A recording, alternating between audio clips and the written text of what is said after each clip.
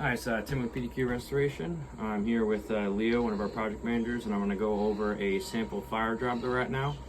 So behind me here is the hot water heater and their HVAC system, their homeowner.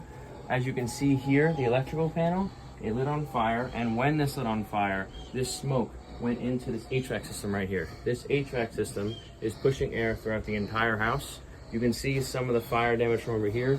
It clearly lit the insulation on fire, and this soot, which is the carcinogenic part of this fire, is getting through the entire HVAC system.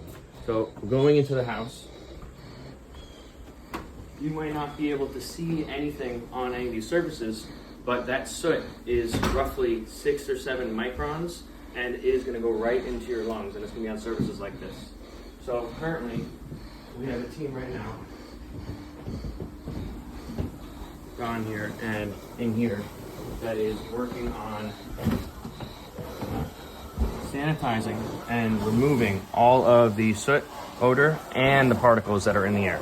So anything like this is exactly what we at PDQ Restoration do. Thank you.